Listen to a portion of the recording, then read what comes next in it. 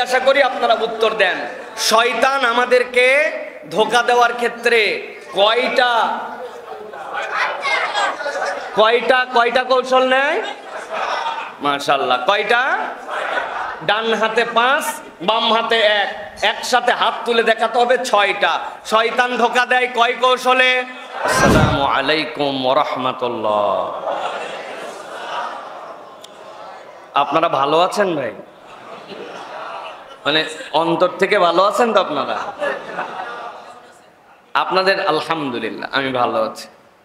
আপনাদের অনেকের মন খারাপ যে মাঠে ওয়াজ হওয়ার কথা হইল না, বৃষ্টি দিল আল্লাহ দিয়ে এতই ক্ষতি করলো যে আল্লাহ রাব্বুল আমিন আমাদেরকে আল্লাহর ঘরে ঢুকালো। আগে ছিলাম মাঠে, আর আল্লাহর ঘরে আমাদেরকে তুললো। এটা মন খারাপ তো না ভাই? এই 8ম মাহফিল, এই মাহফিলের উদ্বোধক আমি। লকপুরের ওয়াজ শুরু হয়েছে আমারে দিয়া, এখনই ছোট, তাহলে 8 বছর আগে আরো কত ছোট ছিলাম চিন্তা করেন। এইটার সাথে একটা বরকতের সম্পর্ক আছে, আবার আমার সাথে একটা লকপুরবাসীর ভালোবাসার সম্পর্ক আছে। আমি এই রাস্তা দিয়ে গেলে টার্গেট করে যাই যে কোনো একটা ওয়াক্ত ফেলায়া এই মসজিদে যেন আমি নামাজ পড়তে পারি। আমি যেখানে একবার যাই সেখানে মিনিমাম 5 বছর অফ রাখতে হয়, কারণ আছে তার। বিভিন্ন জন দাওয়াত লিখে দিয়ে গেছেন, আমি চেষ্টা করি সকল জায়গাতেই টাচ করার জন্য।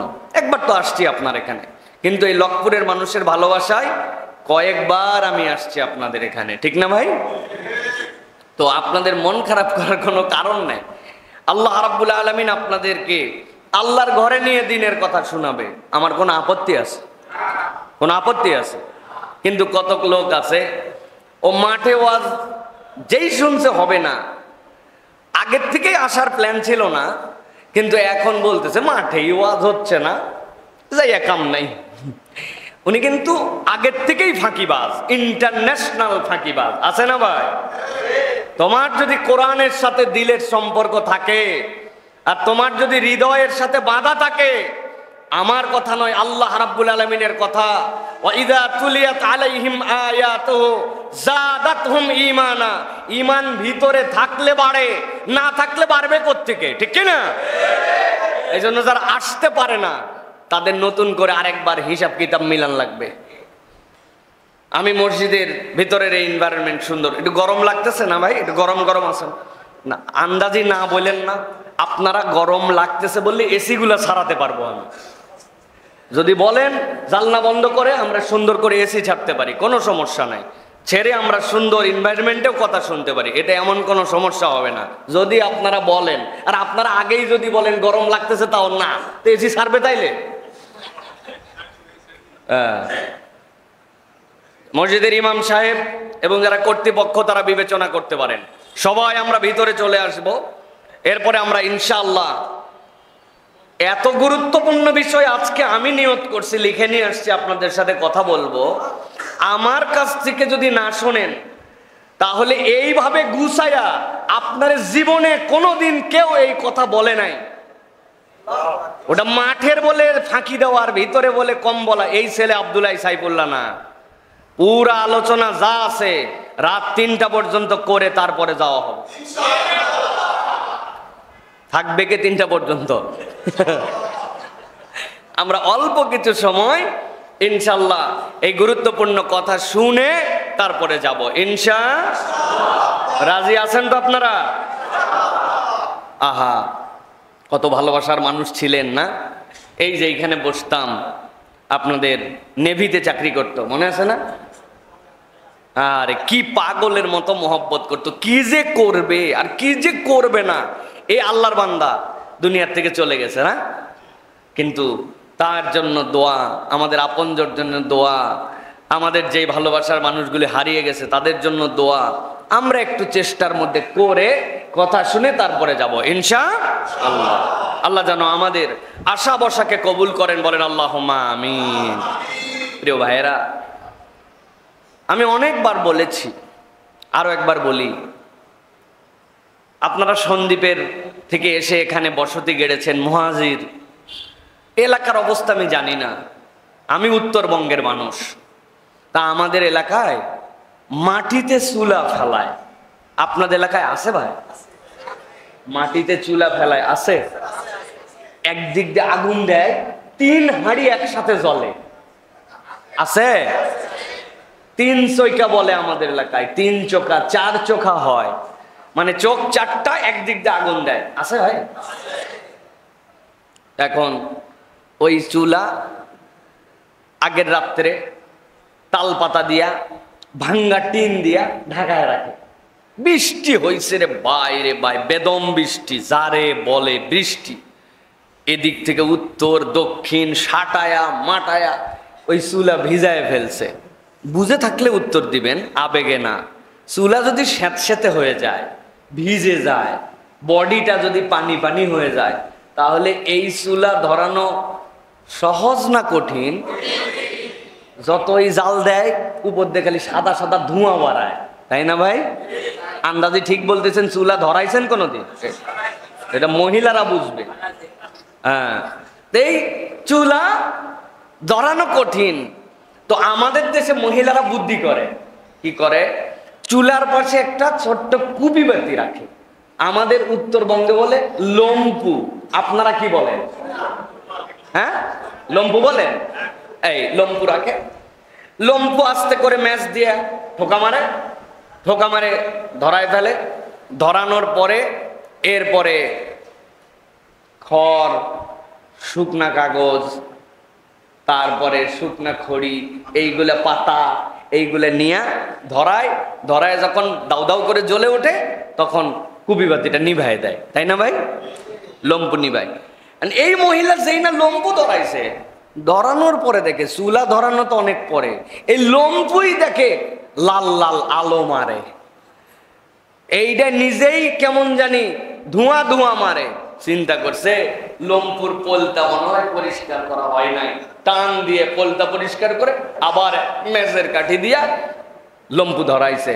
এখন দেখেও বাবা, আগে তাও যাও আলো মারতেছিল লাল, এখন দেখে লম্পু খালি দপদপ দপদপ দপদপ করে, এই জ্বললো না, এরকম করে।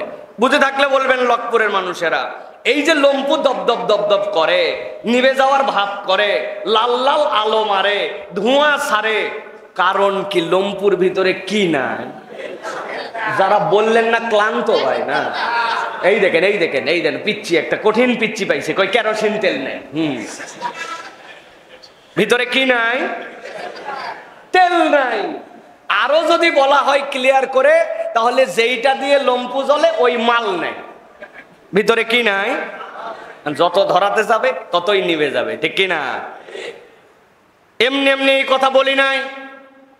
আল্লাহ রাব্বুল আমিন বলছেন, ইন্নামাল মুমিনুনা আল্লাযীনা ইযা যুকিরাল্লাহ ওয়াজিলাত কুলুবুহুম ওয়া ইযা তুলিয়াত আলাইহিম আয়াতু যাদাতুহুম ঈমানাও ওয়া আলা রাব্বিহিম ইয়াতাওয়াক্কালুন।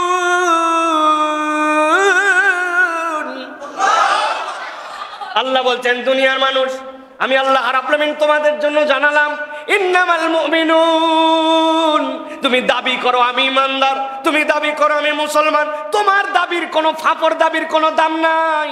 আমি আল্লাহ নির্ধারণ করে দিলাম তোমার ইমান আছে কি না আছে, এইটার পরীক্ষা হবে যখন আল্লাহর জিকির তোমার কাছে করা হবে।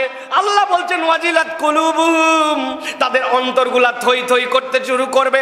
ওইটা মাঠে হইলো না মসজিদে হইলো না ঘরের মধ্যে হইলো না ছাদে হইলো, দেখবে না ওই বান্দা দেখবে কোরআনের আলোচনা হয়, তার দিলের মধ্যে আনন্দ হয়। আর আল্লাহ বলছেন যখন তার সামনে কোরআন তিলাওয়াত করা হয়, যাদাতুম ঈমানা,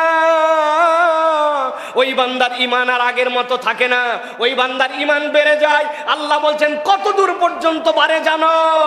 ওয়া আলা রাব্বিহিম ইয়াতাওয়াক্কালুন, ওই বান্দা আল্লাহ ছাড়া আর কারো প্রতি ভরসা করে না। তাহলে কোরআন শোনার পরেও যে আসে না, কোরআনের দর্শ দেওয়ার পরেও ওই ভিতরে কোনো পরিবর্তন হয় না, আগের মানুষও যা পরের মানুষও তাই, তাহলে আপনাকে বুঝতে হবে ওই ব্যক্তির ভিতরে কি নাই। আরে মানুষের ভিতর তেল থাকে, ইমান দুর্বল, ঠিক কিনা? ইমান নাই নাই নাই অবস্থা। এই জন্য প্রিয় ভাইরা, কোরআনের ছোট থেকে বড় যেখানে যখনই দার্স হবে, যেখানে আলোচনা হবে, মাজালিসুজ জিকির হবে, ইমানদারের সেই জায়গায় যেতে হবে। দুইটা প্রমাণ দেওয়ার জন্য, একটা তার ভিতর ইমান আছে, আর 2 নম্বর সে তার ইমানটাকে এক হালতে রাখতে চায় না, ইমানটার পাওয়ার সে বাড়ায় নিতে চায়, ঠিক না? এই জন্য প্রিয় ভাইরা, আমরা যারা আজকে চলে আসছি, আল্লাহ রাব্বুল আমিন যেন আমাদের আশা বসাকে বরকতপূর্ণ করেন, বলেন আল্লাহুম্মা আমিন। আমি আপনাদের কাছে খুব সংক্ষিপ্ত সময়ে যেটা বলেছি, একটা গুরুত্বপূর্ণ বিষয়ে আলোচনা করতে চাই।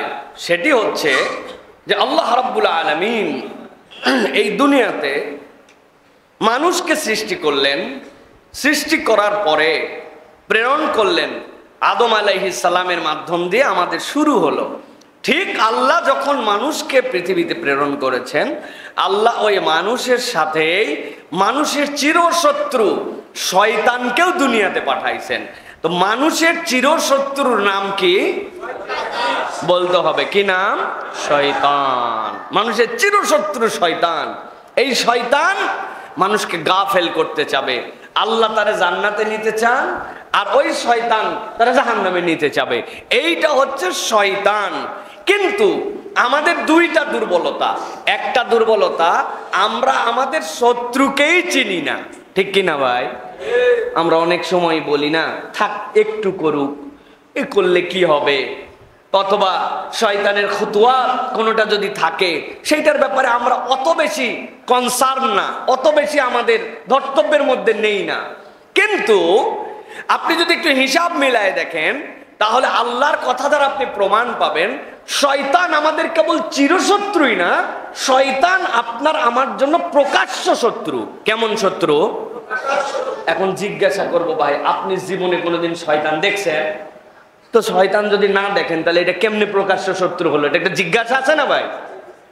আমি আপনাদের কাছে বলবো, তার আগে একটা ছোট্ট গল্প বলি, দেখেন তো আপনাদের এলাকার সাথে মিলে কিনা।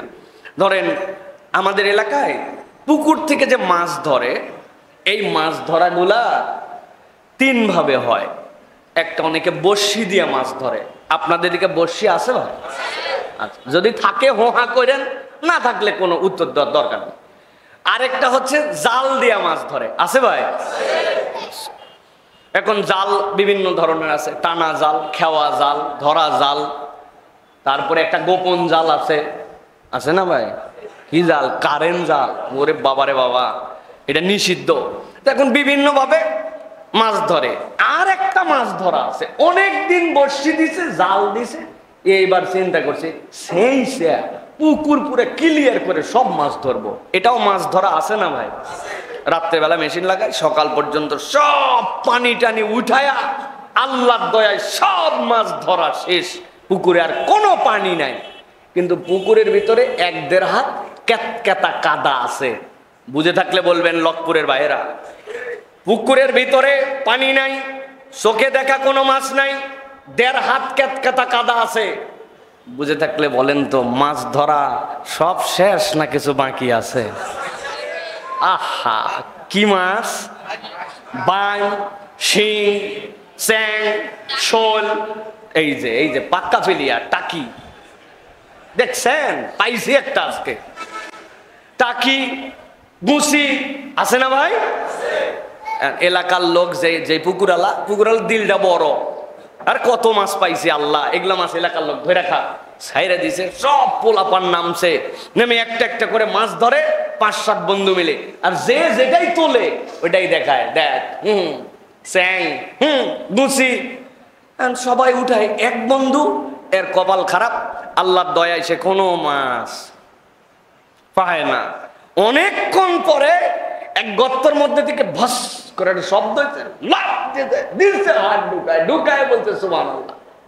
আল্লাহ এতক্ষণ না দিয়ে তুই ভালো করছিস, কারণ ওরা যা ধরছে এই টুকটুক, আর আল্লাহ তুমি যে গাইড ধরছি, ধরেই বোঝা গেছে এই শোলের সাইজ কি।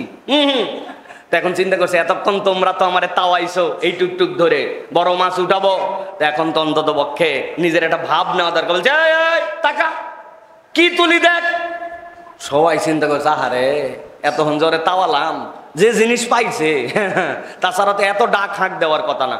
আস্তে করে ধইরা সবাই তাকায় আছে, টাইনে তুলছে, তুলে ওরে বাবা রে, কি উঠাইছে ভাই? সাপের নাম কি? ধোঁরা। কামড় দিলেও বিষ লাগে না, ঠিক না ভাই? যদি কামড়ায় তো গোবর দিয়ে দিলে সাথে সাথে বন্ধ। কিন্তু আমার জিজ্ঞাসা যে এই সাপের বিষ নাই, পানির নিচে এই সাপই থাকে আর সাপ থাকে না, এ জানে, তারপরেও সাপটা ধরে তুলে মুখের সামনে নিলে আতঙ্কে সে ছড়ায়। কেননা মানুষের তবিয়তে দিল থেকে সাপের প্রতি একটা ভীতি আছে, ঠিক না ভাই? আল্লাহ রাব্বুল আলামিন বলছেন, বান্দা ভালো করে তোমার শত্রুকে চিনে নাও। আমি আল্লাহ রাব্বুল আলামিন তার জন্য পরিচয় দিলাম, ইন্নাশ শাইতানা লাকুম আদুউম মুবিন। আমি আল্লাহ বললাম, শয়তান হচ্ছে তোমার জন্য প্রকাশ্য শত্রু। শয়তানের পথটা ছোট হোক আর বড় হোক, ওই কাজটা তোমার জন্য অ্যাভেলেবেল হোক আর কঠিন হোক, আমি আল্লাহ জানায় রাখলাম। তুমি যদি জেনে থাকো এটার শয়তান কাজ, এইটা করলে শয়তান রাজি খুশি হয়, সেটার পরিমাণ যাই হোক না কেন, বান্দা কখনো তার সাথে সম্পৃক্ত হবে না। আল্লাহ বলছেন, এটাই আমি আল্লাহর পক্ষ থেকে ঈমানদারদের কাছে আল্লাহর দেওয়া নির্দেশনা, ঠিক না? কিন্তু এই শয়তান আমাদেরকে ধোঁকা দিতেই থাকে, আমাদেরকে গাফেল বানাতেই থাকে। এখন কথা হচ্ছে যে শয়তানের ধোঁকা থেকে বাঁচবো কেমনে? আজকে আমার আলোচ্য বিষয় যে মানুষকে শয়তান একভাবে ধোঁকা দেয় না, মূলত মানুষকে শয়তান 6 ভাবে ধোঁকা দেয়। 6টা ধোঁকা দেওয়ার ফুট স্টেপ আছে। আপনার মসজিদে ওঠার সময় 6টা সিঁড়ি, নিচে, তারপরে তারপরে তারপরে এরকম করে আপনি ভিতরে ঢোকেন। ঠিক শয়তান মানুষকে ধোঁকা দেয় একভাবে না, একটা মিস আরেকটা। শয়তানের ধোঁকা দেওয়ার ঘাঁটি হচ্ছে 6টা। বান্দা যদি এই 6টা ঘাঁটি চিনে ফেলে, তাহলে ওই বান্দার জীবনে শয়তানের ধোঁকা আর কাজ করবে না। তাহলে আমাদের দায়িত্ব হচ্ছে শয়তান কিভাবে আমাদেরকে ধোঁকা দেয় এই বিষয়ে পরিষ্কার ধারণাটা আমাদের ক্লিয়ার করা। তাইলে আমি বুঝতে পারবো, ওহো শয়তান তো আমার এই কৌশলে আগাচ্ছে, আমাকে এখান থেকে বাঁচতে হবে। তাহলে এই 6টা ধোঁকার কৌশল আজকে আমরা জানবো, বাঁচার জন্য আমল করার নিয়তে শুনবো এবং মসজিদ থেকে যাব। রাজি আছে ইনশাআল্লাহ? কারা কারা দেখি হাত শক্ত করে উঠান, টান টান করে উঠান। আসি তো ইনশাআল্লাহ? এটা তাকবীর দেন, লিল্লাহে তাকবীর। হয় নাই? লিল্লাহে তাকবীর। আর একটু হিম্মত করে তাকবীর দেন, লিল্লাহে তাকবীর। মাশাআল্লাহ। যারা বাহিরে এরা মনে করছে কোনো লোকজনই নাই, আসলে যে জায়গা নাই এইটা এরা জানে না, ঠিক কিনা? প্রিয় ভাইয়েরা, তাহলে 6টা বিষয়ে সংক্ষিপ্ত সময়ে আমরা আলোচনা করব কোরআন হাদিস থেকে। এরপরে ইনশাআল্লাহ আমরা বাড়িতে চলে যাব। রাজি আছে ইনশাআল্লাহ? ইনশাআল্লাহ। আমরা কি মসজিদে এসি দিতে পারবো ভাই? জুয়েল ভাই দেন না, দিয়ে দেন না, একটু সকলে আরাম হোক একটু। দেখেন এসির রিমোট টিমোট কার কাছে লাগান, আস্তে আজান বলতে না হয়, সুন্দর করে। ভিতরে চলে আসেন ভাই, আগায় আসেন একটু। ওই যে বাহিরে যারা আছেন ভিতরে আসেন, সাইডে বসেন, হেলান দেন, সাইডে হেলান দেন, ভিতরে চলে আসেন। ও আশা করি আপনারা উত্তর দেন। শয়তান আমাদেরকে ধোঁকা দেওয়ার ক্ষেত্রে কয়টা কৌশল নেয়? মাশাআল্লাহ। কয়টা? ডান হাতে 5, বাম হাতে 1, একসাথে হাত তুলে দেখাতে হবে 6টা। শয়তান ধোঁকা দেয় কয় কৌশলে? হাত নামান, একসাথে তুলতে হবে। শয়তান ধোঁকা দেয় কয় কৌশলে? 6টা। মাশাআল্লাহ। আপনার আমার পুরাতন শ্রোতা, এজন্য জানেন যে আমি ওয়াজ বাড়িতে নিয়ে না যাওয়া পর্যন্ত থামার ছেলে না। এই জন্য আমি আপনাদের কাছে সংক্ষেপে কিছু কথাবার্তা বলি। প্রিয় ভাইরা, 1 নম্বরে ইমাম ইবনুল কাইয়িম রাহিমাহুল্লাহ বলছেন, শয়তান মানুষকে ধোঁকা দেওয়া শুরু করে 1 নম্বর কৌশল হচ্ছে শিরিক, কুফর, আর 3 নম্বরে বিদআত। এটা হচ্ছে তার প্রথম কৌশল। বান্দাকে যদি কুফরি করাতে পারে, বান্দাকে যদি শিরিকের মধ্যে নিমজ্জিত করতে পারে, বান্দাকে যদি একবার ওই শয়তান কোনোভাবে বিদআতে ঢুকাতে পারে, তাহলে শয়তান সাকসেসফুল। শয়তানের টার্গেটই হচ্ছে বান্দাকে কেমনে শিরিক করাবে, কুফর করাবে, আর বান্দাকে কেমনে বিদআত করাবে। চলেন আল্লাহ রাব্বুল আলামিন কি বলেন?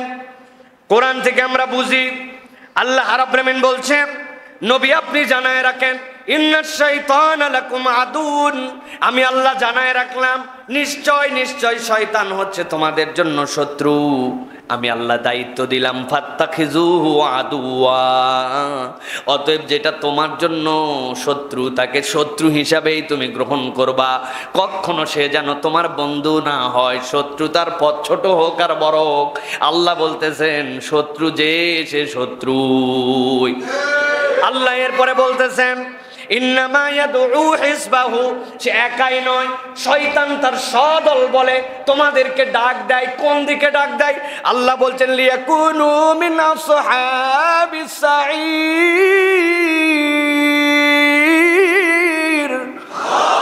আল্লাহ বলছেন সে তোমাকে ডাক দেয় জান্নাতের দিকে নয়, বরং সে চাই সাঈরের দিকে তুমি চলে যাও, জাহান্নামের দিকে চলে যাও। সে একাই ডাকে না, তার গোত্র সহ ডাকে। বিভিন্ন চ্যাপ্টারে বিভিন্ন জন ভাগ করা থাকে। ওযু করতেছে বান্দা আল্লাহর জন্য, নামাজে সারা দিতে আসবে, এমন শয়তান আছে ওই বান্দাকে ওযুর মধ্যেও গাফেল বানায় দেয়। আবার ওই বান্দায় যখন সালাতে দাঁড়ায়, এমন শয়তান আছে ও আল্লাহর জন্য নিবেদিত, কিন্তু ওই বান্দাকে ওই সালাতের মধ্যে থেকে অন্যদিকে মনোযোগে নিয়ে যায়। আল্লাহ বলছেন সে তার দল বলে সব সময় একসাথে কৌশল করে, সে তোমার কল্যাণকামী নয়, সে তোমাকে জাহান্নামে নিতে চায়। কিন্তু আমি আল্লাহ তোমাকে এটা জানাই দিচ্ছি, এই জন্য আল্লাহ বান্দাকে জাহান্নামে নিতে চান না, আল্লাহ বান্দাকে জান্নাতে নিতে চায়। এক নম্বর তার কৌশল, সে আপনাকে শিরকের মধ্যে ঢুকাবে, এমন কথা আপনার মুখ দিয়ে বের করবে আপনি জানেনই না। এই কথা বললে কুফরি হয়ে যায়, এই কথা বললে শিরকি হয়ে যায়। আল্লাহ তো আর দিন খুঁজে পায় না। লকপুরের মাহফিল যেই দিন, বৃষ্টি সেই দিন, আসে না। এই কথা বললে আপনার ঈমান চলে যেতে পারে। আমি যেদিন ধান শুকাতে দেই, আমি যেই দিন শস্যটা একটু বাইরে দিছি নাড়ছি, আমার ল্যাব যেদিন ছাদে তুলছে, ওই দিনই আল্লাহর বৃষ্টি দেওয়া লাগে। এরকম কথা আছে না? আল্লাহ তার কারো সন্তান খুঁজে পায় না, খালি আমারটাকে দেখে। এর অসুখ ভালোই হয় না, আল্লাহর কোনো ঘর খুঁজে পায় নাই, বলে কিনা মহিলারা? বুঝে থাকবেন এই কথা আপনি নিজে বলতেছেন না, শয়তান আপনারে দিন না জানায়া, ইমান না জানায়া, ইমান থেকে বের করার জন্য আপনার থেকে এই কথা বের করাবে।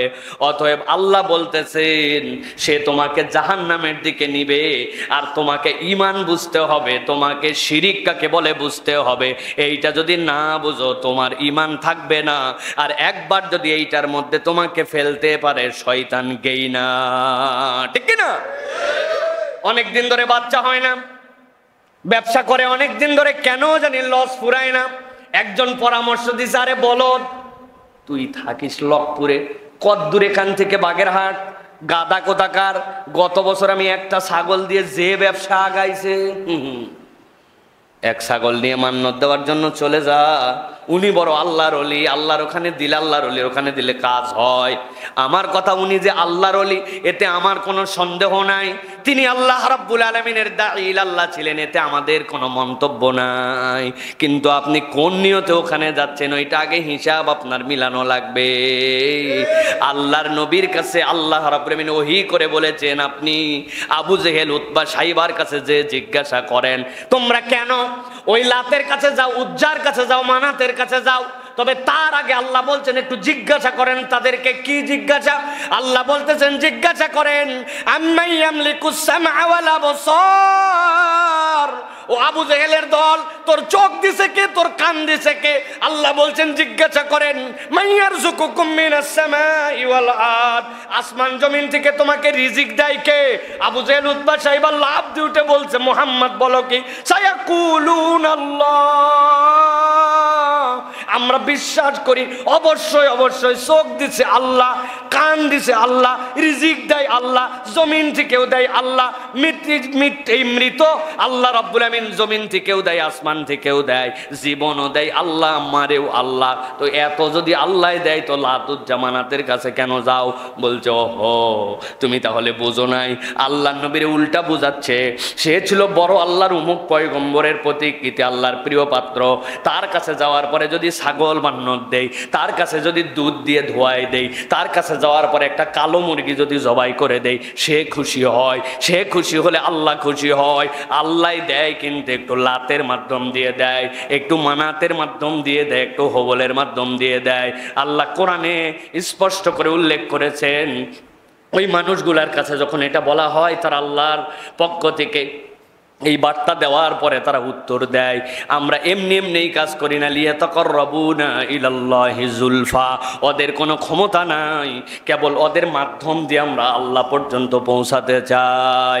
এখন কোনো ব্যক্তি যদি বলে আল্লাহ জীবন দেয়, আল্লাহ মারে, আল্লাহ চোখ দেয়, আল্লাহ রিজিক দেয়, কিন্তু কেবলমাত্র একটুখানি বাগেরহাটের আউলিয়ার কাছে দিলে উনি খুশি হয়, উনি তো দিতে পারে না, কবরের লোক দিতে পারে নাকি, কিন্তু বড় বুজুর্গ ওইখানে দিলে উনি খুশি হয়, উনি খুশি হল আল্লাহ খুশি হয়। আল্লাহ দেয় কিন্তু শাহজালালের মাধ্যমে দেয়, আল্লাহ দেয় কিন্তু বাগেরহাটের মাধ্যম দিয়ে দেয়, আল্লাহ দেয় কিন্তু ওই ভারতে যাওয়ার পরে আজমিরের মাধ্যম দিয়ে দেয়। আপনি হিসাব মিলায় দেখেন, আপনার ঈমান আর আবু জেহেলের ঈমানের মধ্যে তেমন কোনো পার্থক্য নাই, ঠিক কি না? এই জন্য আল্লাহ বলছেন এটা শয়তানের টার্গেট, তোমারে বুঝ ঢুকাই দিবে, এইটা নানান ধরনের তোমারে যুক্তি দিবে। এই জন্য আপনাকে ইবাদতের মধ্যে ওসিলার তাআব্বুদিয়ার মধ্যে আল্লাহর ইবাদতে কোনো ভায়া মাধ্যম নাই, কোনো ওসিলা নাই। আল্লাহর বান্দার মধ্যে কোনো ভায়া মাধ্যম মানলে আবু জেহেলের সাথে তার হাসর নাচর হতে পারে।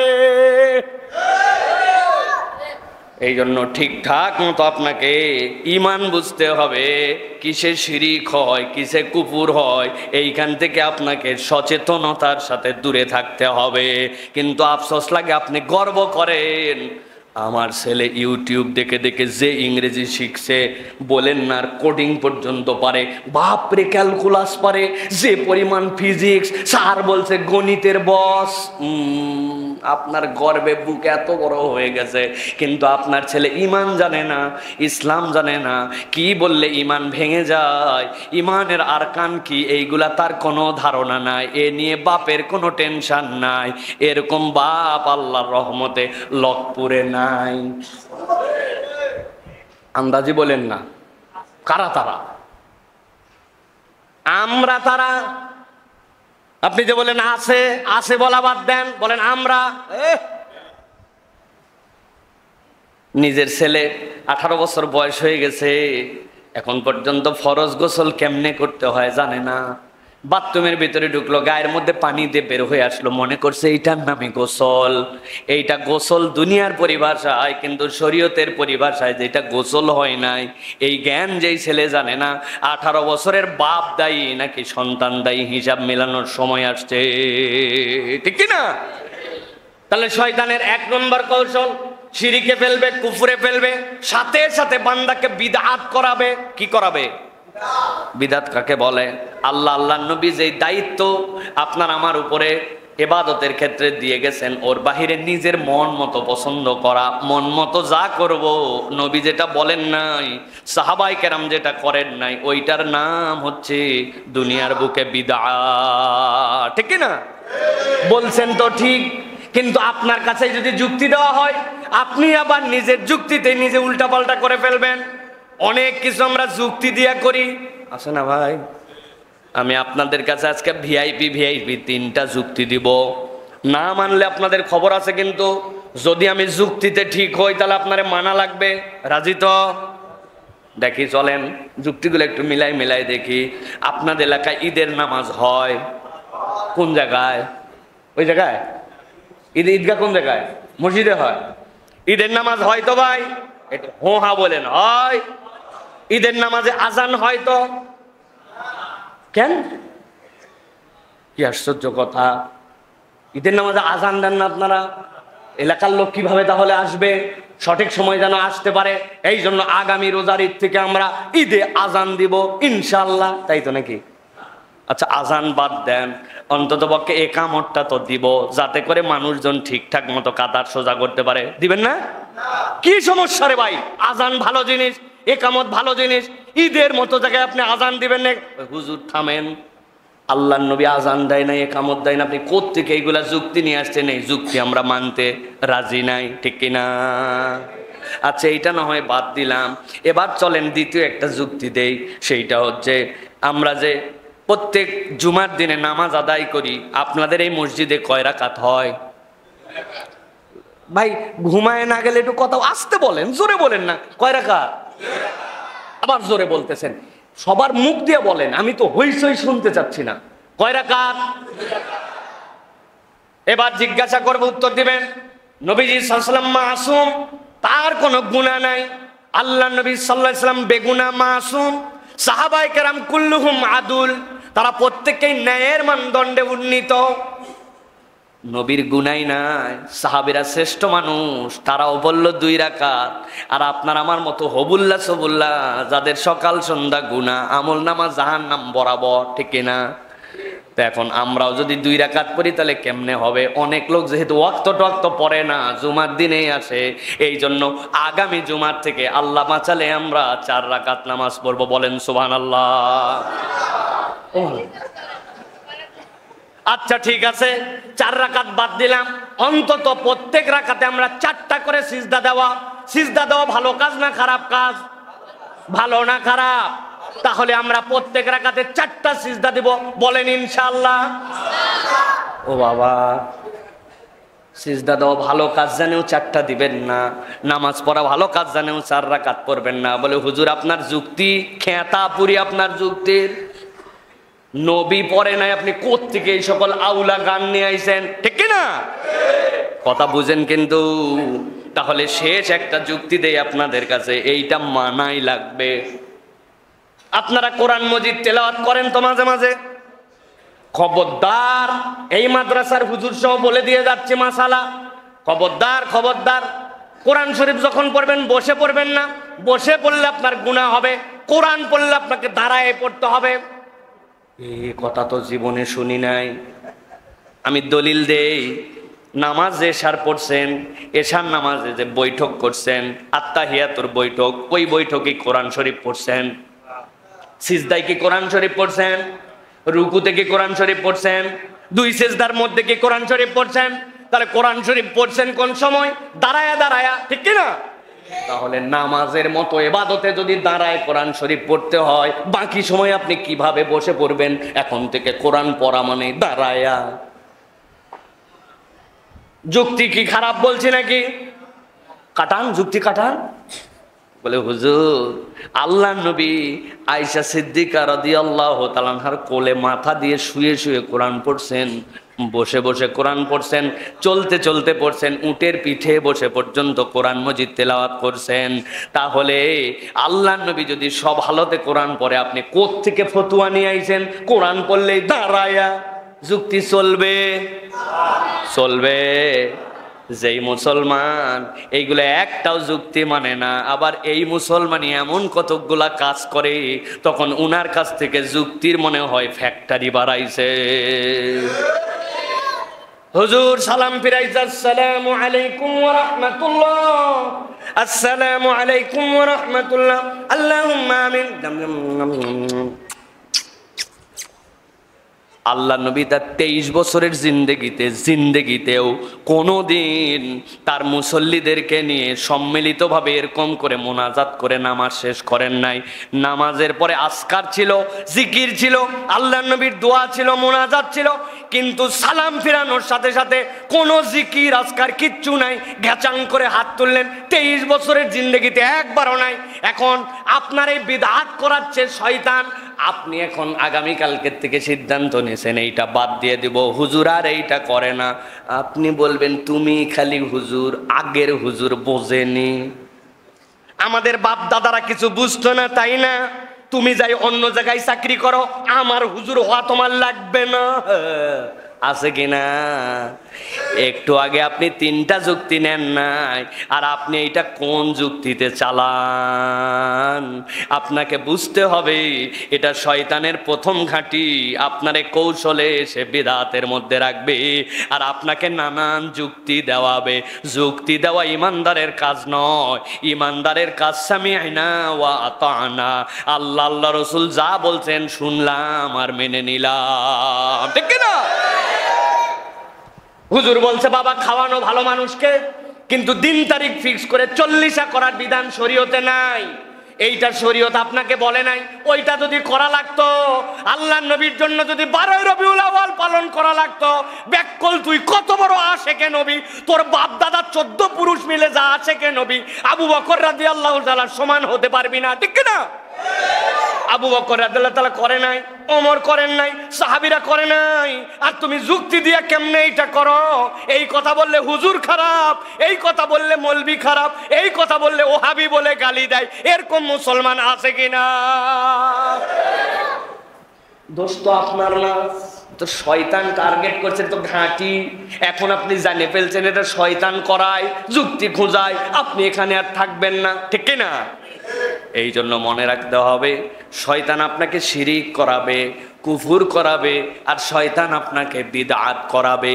কিছু আমল কম করা ভালো, কিন্তু বিদআতের আমল করা ভালো না। কেননা নবীজি বলছেন কুল্লু বিদআতিন দালালা ওয়া কুল্লু দালালাতিন ফিন্নার।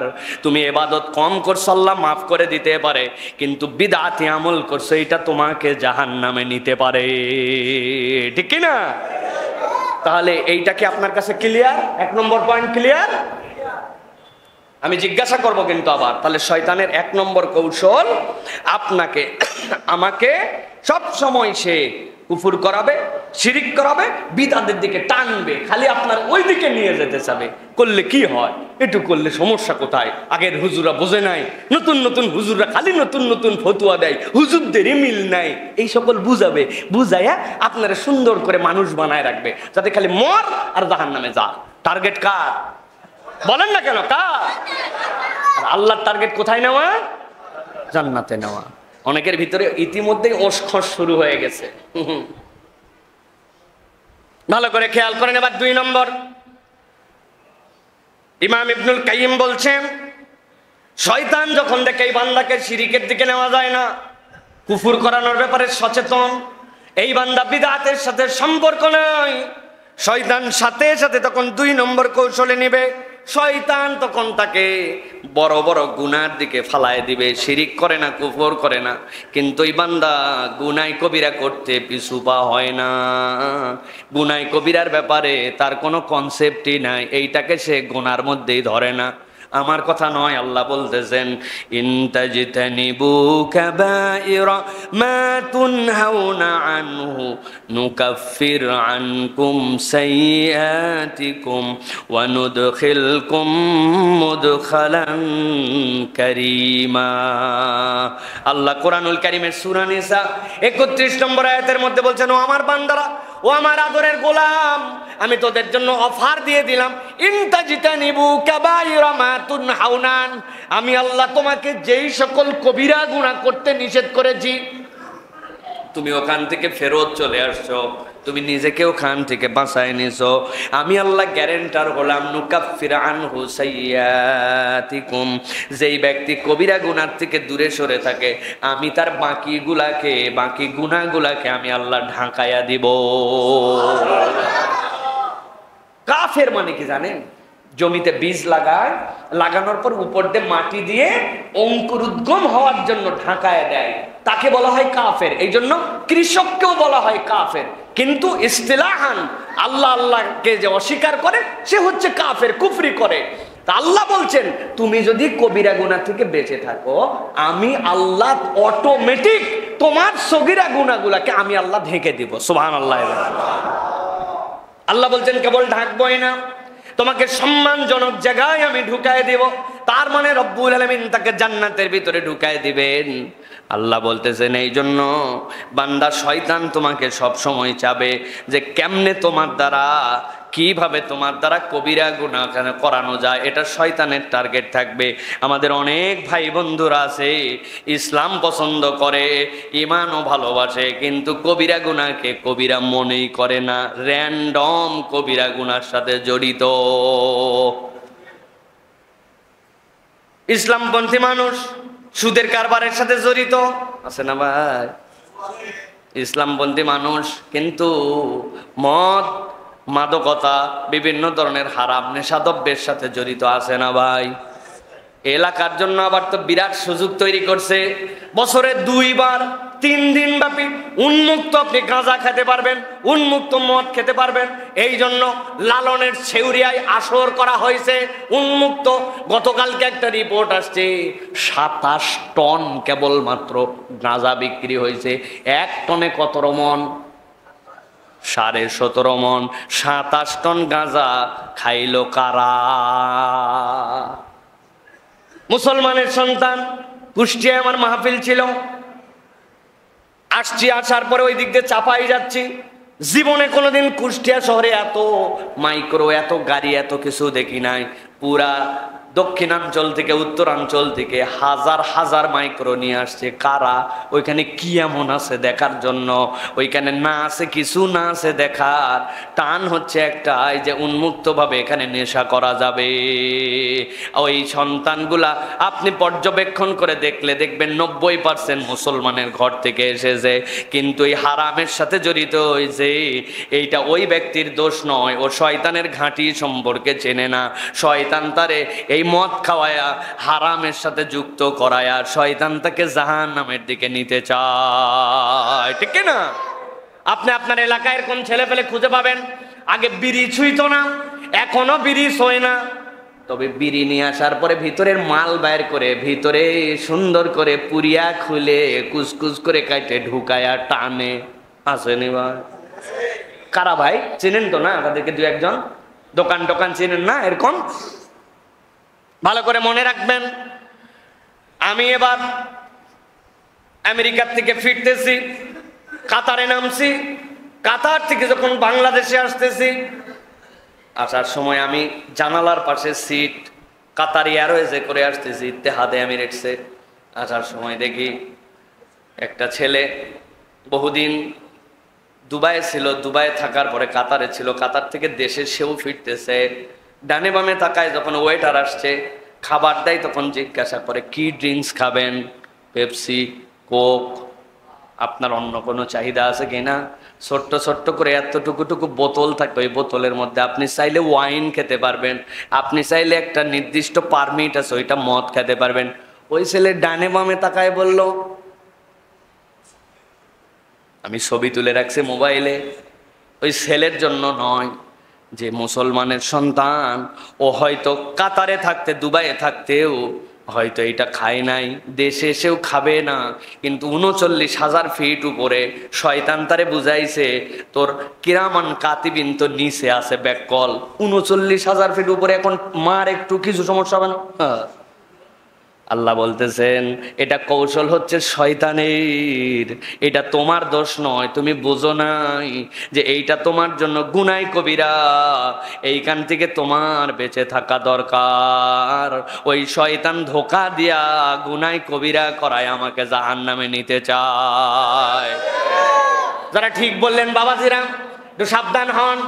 আপনার আব্বা মরছে অনেক আগে, আপনারে বলে গেছিল জমি জমা ঠিক মতো বন্টন করতে পারলাম না, তুই আমার বড় বেটা, মেয়েটির মতো ইনসাফ মতো বন্টন করে দিস।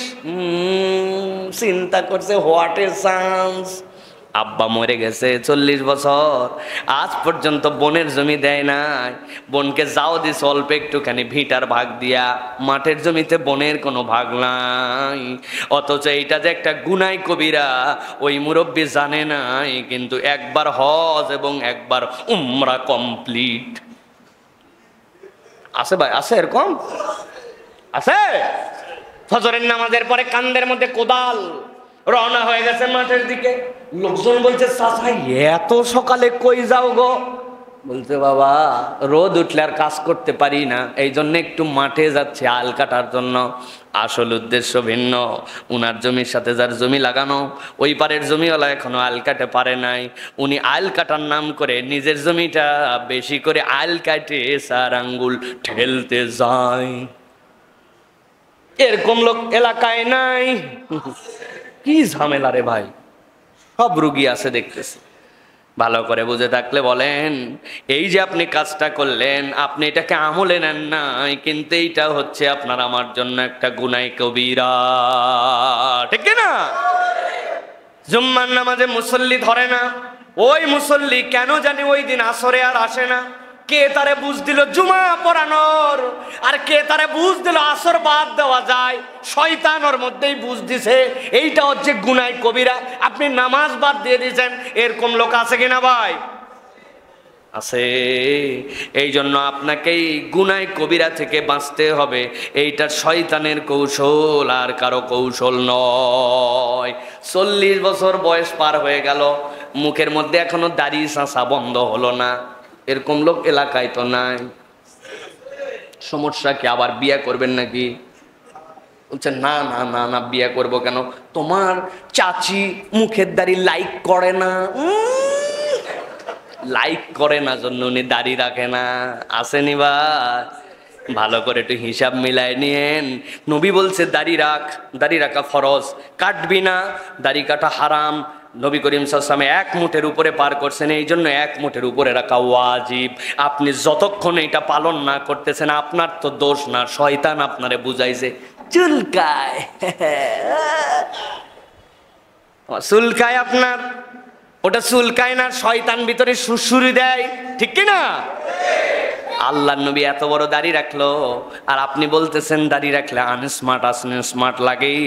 আপনি কোথায় ধাক্কা মারছেন একটু হিসাব বরাবর করেন। আল্লাহর নবী পৃথিবীর শ্রেষ্ঠ স্মার্ট, আর আপনি বলতেছেন দাড়ি রাখলে আনস্মার্ট লাগে। বুঝে বললে আপনার ঈমান থাকবে না। হিসাব করে কথা বলেন। মক্কায় যাওয়ার পরে এক লোক নাকি বলছে দোকানদারের সাথে গন্ডগোল, দোকানদার গুলা মক্কার ছেলেগুলাই খারাপ।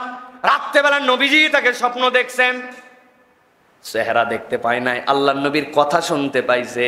ও হাজী সাহেব, সামান্য দোকানের কারবার নিয়া রাগ করতে করতে কোথায় ধাক্কা মারলে? মক্কার ছেলেরাই খারাপ, আমি মুহাম্মাদুর রাসূলুল্লাহ সাল্লাল্লাহু আলাইহি ওয়াসাল্লাম মক্কার ছেলে।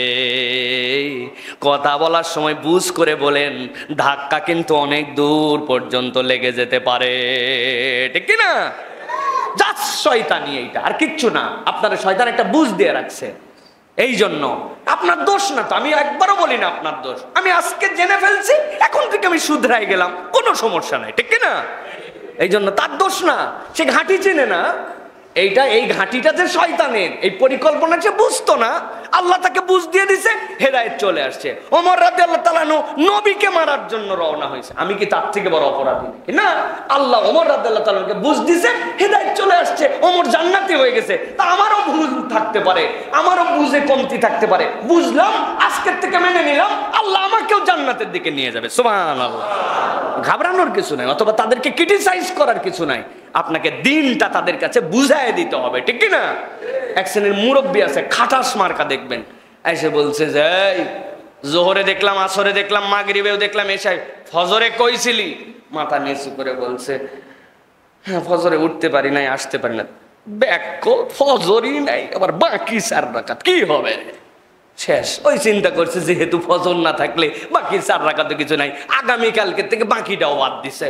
বিরাট সওয়াব না? সওয়াব না? মুরব্বী একেবারে জান্নাতের দোরগোড়ায় চলে গেছে, এত বড় একটা ভালো কাজ করছে। খবরদার, খবরদার, দিন বুঝায় বলতে হবে। মানুষকে খোঁচা দিয়া, আক্রমণ করে, তার দিল এলোমেলো করে দিয়ে বুঝালে হবে না। মানুষের ভুল থাকবে, শুধরায় নেবে, বলতে হবে মাশাআল্লাহ 4 রাকাত তুমি পারো রে ভাই, আরে একটা মিস হয়, বাদ দিস না 4 রাকাত, আর এটা ঠিক করার চেষ্টা কর, তুই পূর্ণ হয়ে গেছিস। এটাও বলা, ওইটাও বলা। কোন বলাটা উত্তম? এই বলাটা উত্তম, ঠিক কি না? এই জন্য যার ভুল আছে